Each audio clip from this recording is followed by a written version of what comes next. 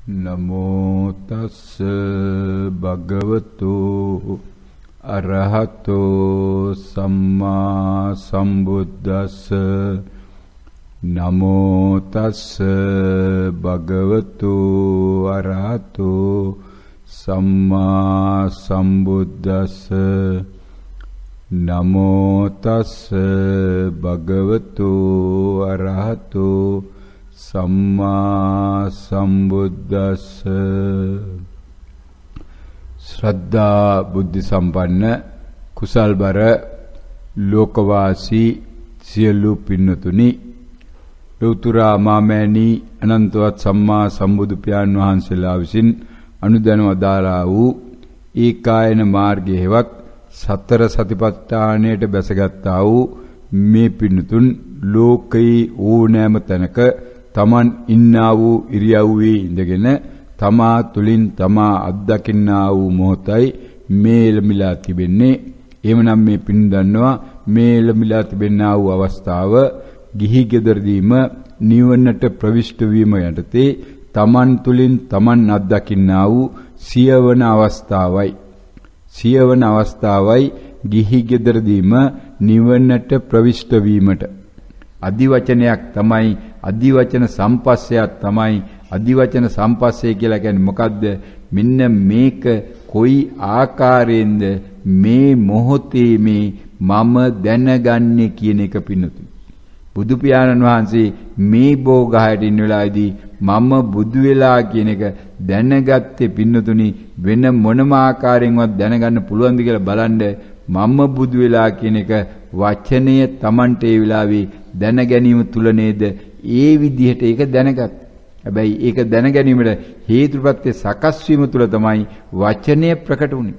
වචනේ ඉබේ ප්‍රකට වෙන්නේ නැහැ පිනුදුනි. වචනේ ප්‍රකට වෙන්නේ නම් මොකක් තුලද? ඒකට අදාළ හේතුප්‍රත්‍ය තුලයි. එහෙනම් මේ අය තුල මේ විවිධාකාර වචන ප්‍රකට වන්නේ අද නම් බෝංචි උයන්න ඕන කියලා. අද නම් බෝංචි තමයි මේ ළමයි කන්න කැමති. බෝංචි ටික අද නම් හොඳට තෙල් ටිකක් දාලා හදන්න ඕන. ඒ දවසට තමයි මේ ළමයි කෑම ටිකක් කැමැත්තෙන් කන්නේ කියලා මේ Tamanට මේක ප්‍රකට වෙන්නේ මොකක් නිසාද බින්නදුනි?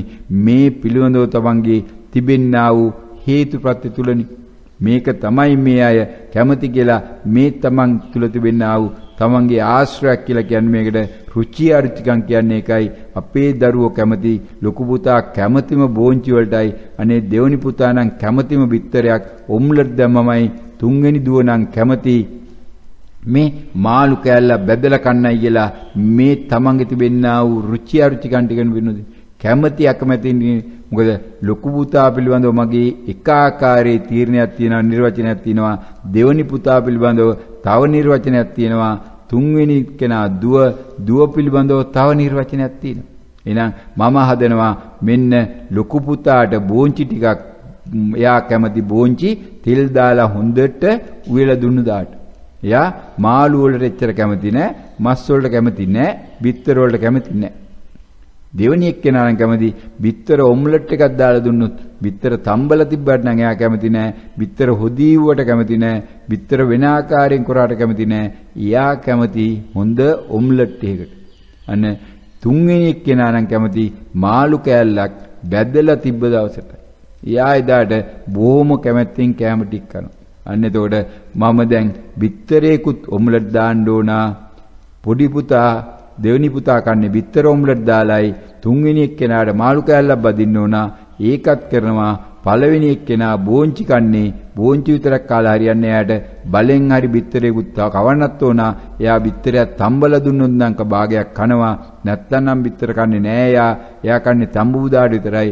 එයාට බිත්තරේකුත් තම්බනවා. දැන් අන්න එතකොට එක බිත්තරයක් තැම්බුවා. දැන් අන්න එක සතෙක් මරාගත්තා. තව බිත්තරයක් කැඩුවා. ඔම්ලට් දාන්න එකකින් ඔම්ලට් දාලාමදී. මොකද මහත්යත් ඔම්ලට් කනවා. කැමති වුණාද අකමැති වුණාද දන්නේ නැහැ. ඉතින් මටත් කන්න වෙනවා.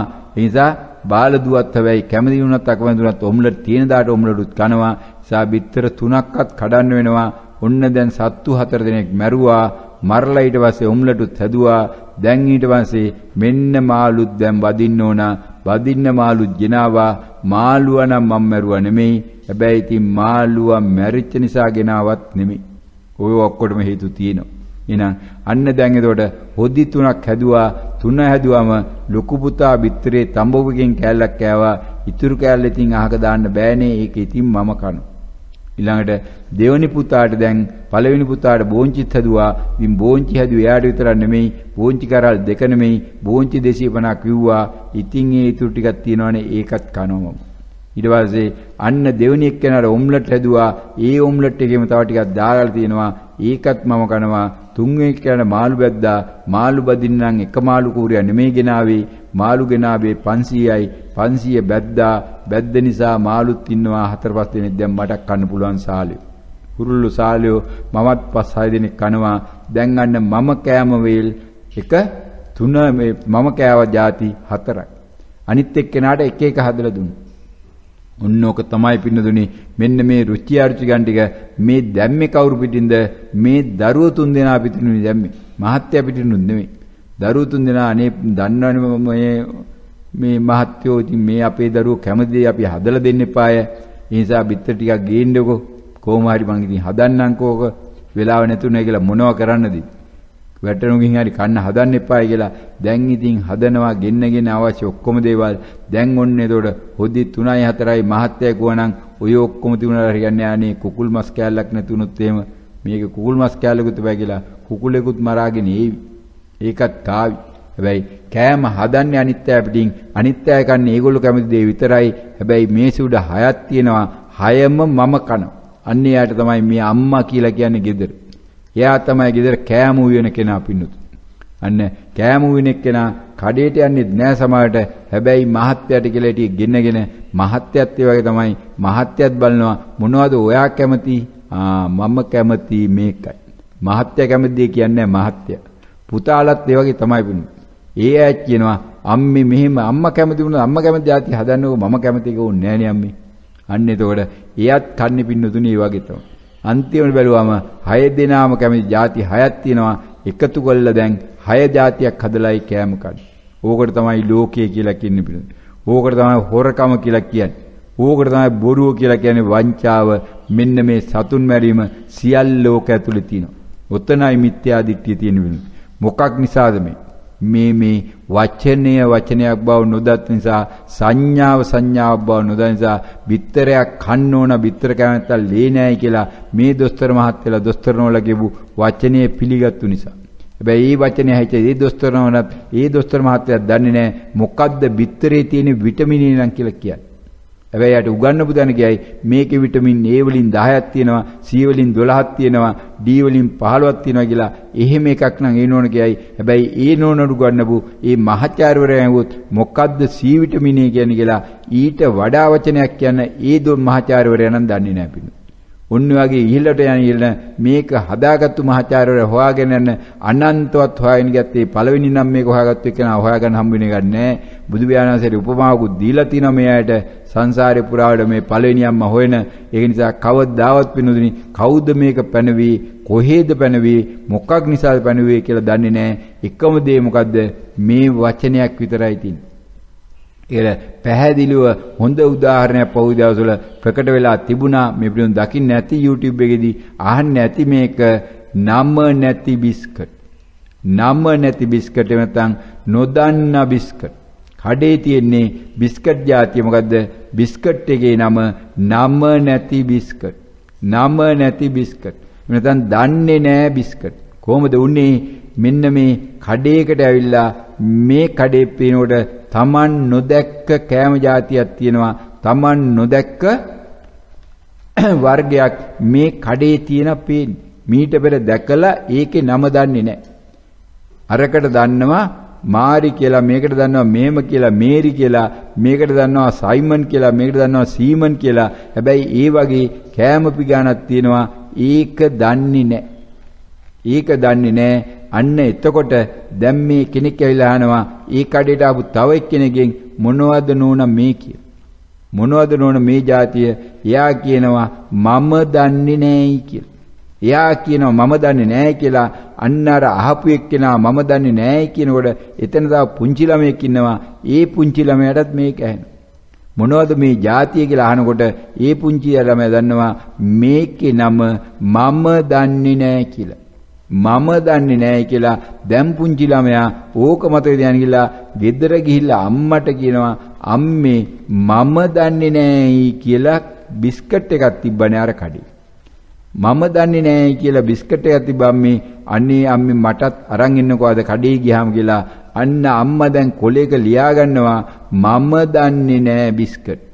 අන්න මම දන්නේ නැහැ බිස්කට්. දැන් අම්මා යනවා වැඩට ගිහිල්ලා දවල් 12ට දැන් මේක මතක තියාගෙන අනේ පොඩි එකාට ගෙඩියන්න ඕන මේ බිස්කට් එක මේක අලුත් જાතියක් වෙන්නේ නැති මේකේ මොනතරම් විටමින් තියෙනවද දන්නේ නැහැ මොකද මම දන්නේ නැහැ කියලා කියන්නේ මේක හොයාගත්තු විද්‍යාඥයෝ දන්නේ නැතුව ඇති මේකේ ඒ තරම් විටමින් ප්‍රෝටීන් ඇති ඒ නිසා කොහොම හරි හොයාගන්න ඕනේ කියලා දවල් 12ට දැන් තවත් යාළුවෝ දෙන්නෙක් ඉන්න එකතු කරගෙන යනවා සුපර් මාකට් ගිහිල්ලා අහනවා මම දන්නේ නැහැ බිස්කට් තියනවද මම දන්නේ නැහැ බිස්කට් තියනවද අන්න ගිහලා සුපර් මාකට් එකේ බලනවා මම දන්නේ නැහැ අනේ අපිට තාම ආවේ නැහෙනි කොයි කම්පැනිද හදන්නේ ඕක තාම අපේ එකට ඇවිල්ලා නැහෙනි අනේ දැන් ඒගොල්ලොත් ගන්නවා මම දන්නේ නැහැ බිස්කට් දැන් ඒගොල්ලෝ ගිහලා එතන කලමනාකට වාර්තා කරනවා සර් මේ මම දන්නේ නැහැ කියලා බිස්කට් එකක් ඇවිල්ලා මේ නෝනලා කීප දෙනෙක් හැමෝම අහනවා මොනවද කොහෙද තියෙන කියලා අපි ළඟ නැහැ ඉන්නේ සර් කොහොමද කියලා දැන් අන්න කලමනාකාරතුමාත් කලමනාකාර අධ්‍යක්ෂක කතාවකයි මේ සුපර් මාකට් එකේ අපි ළඟ නැහැ මෙන්න මේ බිස්කට් තියෙන කියලා දැන් කතා කරනවා බිස්කට් කම්පැනි වලට කතා කරලා අහනවා ඇයි අපිට ඇවිල්ලා නැත්තේ මම දන්නේ නැහැ බිස්කට් මම දන්නේ නැහැ බිස්කට් දැන් බිස්කට් කම්පැනිත් බලනවා යකෝ ඩිමාන්ඩ් එකේ තියෙන ඉල්ලීම තියෙන මම දන්නේ නැහැ බිස්කට් වලටයි මේ අපි ළඟ තියෙන ආ වූ මේරි බිස්කට් එකට නෙමෙයි මේරි වෙනුවට මම දන්නේ නැහැ බිස්කට් කියලා ඔන්න ඊට පස්සේ කතා කරනවා ප්‍රෙස් එකට කතා කරලා කියනවා අපිට වහාම ගහලා දෙන්න මේ පැකට් ටිකක් පැකට් ලක්ෂයක් මුද්‍රණය කරලා දෙන්න වහාම අදම අපි ටිකක් ඕන මේකෙන් මම දන්නේ නැහැ කියලා බිස්කට් එක ඔන්න හදනවා දැන් ට්‍රේඩ් මාක් එකකුත් හදලා නමකුත් හදලා බිස්කට් පැකට් එකේ ක්‍රමයක් හදලා දැන් ඔන්න යවනවා එතන. දැන් මේරි රවුන්ඩ් තියෙන්නේ දැන් මේරි හතරස් වෙනවා මේරි හතරස් වෙලා මෙන්න දැන් හතරස් බිස්කට් පැකට් ඇවිල්ලා දවසකින් දෙකකින් මෙන්න සුපර් මාකට් එකේ තියෙනවා නම මම දන්නේ නෑ බිස්කට් මම දන්නේ නෑ බිස්කට් දැන් මේරි නෑ දැන් මම දන්නේ නෑ බිස්කට් හැබැයි ඇතුලේ තියෙන්නේ මොනවද? ඇතුලේ තියෙන්නේ නම් මේරි තමයි. ඔන්න මේරි බිස්කට් එක මම දන්නේ නෑ බිස්කට් බවට පත් වුණා පින්නදුනි. එදා ඉඳලා ජනප්‍රියම බිස්කට් එක තමයි මේරි බිස්කට් එක නෙමෙයි මම දන්නේ නෑ බිස්කට් එක. හොඳම විටමින් තියෙනවා කවුරුවත් දන්නේ නෑ තියෙන විටමින් මොනවද කියලා දොස්තර මහත්තයාගෙන් අහනවා මෙන්න මේකේ ඒකේ නම් විටමින් තියෙනවා තමයි දොස්තර මහත්තයාත් දැන් කියනවා ඔව් විටමින් තියෙනවා මම දන්නෙත් නෑ ඒකේ තියෙන විටමින් මොනවද කියලා. ඔන්න ලෝකේ මොකෙක්වත් දන්නේ නෑ සියලු විද්‍යාඥයෝ එකතු වෙලා කතා කරනවා මොනවද තියෙන එක දන්නේ නෑ මොකද මේරි බිස්කට් එකේ තියෙන එක මේකේ තියෙනවා කියලා කියන්නත් බෑ නෑයි කියලා කියන්නත් බෑ මොකද මේරි බිස්කට් එකේ තියෙන්නේ මොනවද කියලා මේක එක්කත් දැනගෙන හිටියේ නෑනේ පින්නතුනි කිව්වට දැන් මොනවද කියන්නේ ඉතින් මේරි බිස්කට් එක හදපු වෙලාව කීප එක්කෙනා දැන් මැරිලානේ ඉතින් උගෙන් අහන්න බෑ ඌ වල්ලඟට ගිහලා බලනකොට උගේ වලේ පසුත් නෑ හොයාගන්න ඒ නිසා දැන් ඔන්න මේරි බිස්කට් එක වුණා දැන් මේරි බිස්කට් එක දැන් දිනවා ඒකේ පැකට් එකක් රුපියල් 100යි මම දන්නේ නැහැ බිස්කට් පැකට් එක දිනවා එතනම අල්ලපු එකේ ඒකේ මිල රුපියල් 500යි අන්න 100 එක වෙනුවට 500ක දීලා බිස්කට් ගන්න කට්ටිය ඉන්නවා පොලිමේ බිස්කට් හදාගන්න සුපර් මාකට් මදි දැන් ෆැක්ටරි දැන් තව බිස්කට් ෆැක්ටරි හදනවා ලෝක පුරාවට එතකොට ඒකේ ලෝගෙන යනවා මේ අය සියලු දෙනා ඕක තමයි පිටුදුනි මේ ලෝකේ බලන්න ඔන්න වචනේ තිබෙනා වූ හාස් කර්ම ඔන්න වචී සංස්කාරය කොහොමද සංස්කරණය වුනේ මේ පොඩි එකට ඇහුණා වූ මම දන්නේ නැහැ ඌත්තාව කැල්ලක් එකතු කරා බිස්කට් කියලා මම දන්නේ නැහැ මොකද ඌ දන්නේ කඩේ තියෙන්නේ මේ තන බිස්කටුයි බිස්කට් තියෙන තැනයි මේක තිබ්බේ ඌ දන්නේ නැහැ මේක උකුවා මම දන්නේ නැහැ බිස්කට් පොඩි එකා තාව කැල්ලක් එකතු කරා අම්මට ගිහිල්ලා දුන්නා අම්මා සුපර් මාකට් එකට අරන් ගියා සුපර් මාකට් එකේ බඩු විකුණනා එතන කලමනාකර මහත්තයාට මැනේජර්ට අරන් ගියා මැනේජර් මහත්තයාගේ අයිතිකාර මහත්තුරු ළඟට අරන් ගියා ඒ අය බිස්කට් හදන කම්පැනිට අරන් ගියා බිස්කට් හදන කම්පැනියෙන් මොන්න ගියා ප්‍රෙස් එකෙන් හදාගත්තා මේක දැන් අන්න අන්තිමට නිර්මාණය වෙලා තියෙන්නේ කොහෙද මම දන්නේ නෑ බිස්කට් මම දන්නේ නෑ බිස්කට් තමයි ලෝකේ ජනප්‍රියම මෙන්න මේක කනවා දැන් එළවෙලෝ පොලිමේ ඕකට හොරකම් කර ඕකට බොරු කිය ඔන්නෝක තමයි මම දන්නේ නෑ බිස්කට් පිනු ඒ වගේ වචනයක් මේ ලෝකයේ කියන්නේ පින්නතුනි අම්මා කියන වචනයත් ඔයිට වඩා වෙනස් ආකාරයකට හැදුනද කියලා හොයලා බලන්න. ගේ කියන වචනය හැදුනෙත් ඔයිට වඩා වෙනස් ආකාරයකටද? ගෙට කාර් එක කිව්වොත් මොකක්ද තියෙන වරද කියලා බලන්න. රතු පාට හැදුනෙත් වගේ නෙමෙයිද? රතු පාටට කොළ පාට කිව්වොත් මොකක්ද තියෙන වරද කියලා බලන්න.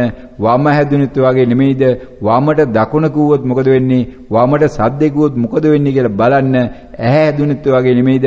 ඇහැට කන කිව්වොත් මොකක්ද තියෙන වරද කියලා බලන්න. ගැහණිය කියන වචනය ආවත් වගේ නෙමෙයිද? ගැහණියට පිරිමියා කිව්වොත් මොකක්ද තියෙන වර්ධනය බලන්න. මිනිස්සයා කියන වචනේත් වගේ නෙමෙයිද ආවේ. මිනිස්සයාට බල්ලා කියලා කිව්වොත් මොකක්ද තියෙන වරද කියලා දැන් බලන්න පිටුදුනි. කොහෙද මේකට නිර්වචන හොයන්න පුළුවන්නේ? මේ ලෝකෙ මේකට නිර්වචන නැහැ. එනම් පිටුදුනි මේ සිංහල භාෂාව නෙමෙයි, මේක තමයි ධර්මය, මේක තමයි සත්‍ය ධර්මය, මේකට තමයි මේ අනුගත වෙන්න ඕන. නමුත් මේ මොහොතේ පැනවිලා තිබෙනා වූ මේ මානසිකාරය නම් ඒ අදි වචනය හරහා මොකද්ද මේ සඳහා ලැබිලා තිබෙන කාලය අවසන් වෙලා තියෙනවා. නමුත් හේතුඵල ධාම තුල අදත් පැයකට ආසන්න කාලයක් කාර්ය සිද්ධ වුණා. නමුත් මේ පිණුදුන් බලාපොරොත්තු වෙලා නෙමෙයි ආරම්භුනේ. ඒක අනිත් පැත්තෙන් ගිහිල්ලා තින කොමාරි මේ ඇයට ලැබෙනා වූ කාලය අඩුවක් වෙලා නැහැ. හේතුඵල ධාම තුල පැයකට ආසන්න කාලයක් තිස්සේ මේ පිණුදුන් ගිහි ගෙදරදීම නිවනට ප්‍රවේශ වීම 100 වෙනි අවස්ථාවයි මේ නිමා කළා තියෙන්නේ. 100ක් කියන්නේ පින්නදුනේ පුංචි ගැහිල්ලක් නෙමෙයි 100 එකක් සෙන්චරියක් ගහලා තිනවා. මේ ආමුදුරු ගව නෙමෙයි විශ්ව ධර්මතාවයේ මේ මොහොතේදී මේ ස්වාමින් වහන්සේව ශබ්දවාහිනී යන්ත්‍ර විදියට කුලියට අරන් තිබ්බා. කුලියට ගන්න වෙලාව පොඩ්ඩක් පහු වෙලා තිබෙනවා. හැබැයි මේ කුලී කාලේ අඩු වෙලා නැති නිසා පැයක කාලය මේ සඳහා ගත කරගන්න පුළුවන් වෙලා තිනවා. පැය තුල මේ පිළිඳුන්ට බණක් කියවලා තිනවා. අලුත් ආකාරයේ නවතම ආකාරයේ මේ සිය කැටි කළා කොයි ආකාරයෙන් සංසාරයෙන් ඉදරන මේ පස්පව් තමන්ගෙන් දුරු කරගන්න කියන එකයි පිළිඳුනේ මේකේ මූලිකාර්ථය. ඒ පස්පව් දුරු කරගන්න වචනේ වටිනාකම නැති කිරනදා වචී සංස්කාරය අවබෝධ කරගෙන වචී සංස්කාරය අවබෝධ කර ගැනීම තුල අවබෝධ වන්නා වූ කාය සංස්කාරය ළඟට ගිහිල්ලා කාය සංස්කාරය අවබෝධ කර ගැනීම තුල අවබෝධ කරගත හැකි චිත්ත සංස්කාරයකට යන්න සිද්ධ වෙනවා. ඔන්න ඔය සංස්කාර තුන නැති වෙච්ච දවසට මේ අය සංසාරයෙන් ඉතුරු වීම පිළිබඳව සැකයක් නැහැ. ඒ යන්නා වූ මාර්ගය තුලයි මේ පින්නතුන් ඉන්නේ. මේ විදිහට බණ ඇහිලා භාවනාවක් කළා දිනවා නම් මේ බණ කියවන්නේ මේකට භාවනා කරන අය සඳහා පමණයි කියලා හොඳට මතක තියාගන්න. කල්පනා කරන අයට මේ බණ අදාළ නැති බව දැනගන්න. හැබැයි ඒකත් පැනවිල්ලක් පමණයි මේ මොහොතේදී මේ ස්වාමීන් වහන්සේ කියන්නේ මේ ඒ සියලු දෙනාට එම්නම් ඒ හරහා තමන්ගේ තිබෙනා කුසල හරහා මේ මොහොතේදී පැයකට නොඅඩු කාලයක් තුල තමන්ගේ මේ ප්‍රඥා වර්ධනය වුණා. ඒ ප්‍රඥා වර්ධනය වීම හරහා තමන්ට මේ ධර්ම දානය ලෝකයට දෙන්න පුළුවන් වුණා. ඒ සියල්ලේ බලයෙන් මේ සියලුම පින්නදුණු මේ පින්නදුණු විවිධාකාරයෙන් මේ සියලු දෝපකර කරන්නා වූ මේ ලෝකයේ තුල මේ මොහොතේ ඇත්ත ඉන්නා වූ සියලු දෙනාම දැන හෝ නොදැන උදව්පකර කරන්නා වූ මේ පින්නදුණු සියලු දෙනාම අද සම්මත වෙනවා 2017 ඔක්තෝබර් මාසේ 31 වෙනිදා මේ අග්ගොන මේ ප්‍රදේශයේ මේ ස්වාමීන් වහන්සේ වැඩ ගන්න ස්ථානයේ ඉඳලා විශ්වගත වුණා ධර්මතාවය තුලින් මේ නිවාසයේ මේ ස්වාමීන් වහන්සේට මේ මොහොතේ පරිහරණය කිරීමට පූජා කළ තිබෙනා වූ ඒ පින්වත් පවුල ඇතුළු සියලු දෙනාගේමත් මේ පින්නතුන්ගේ ප්‍රඥාවම නැවත නැවතත් වර්ධනය වේවා කියලා අපි සාදුකාරයක් පවත්වමු.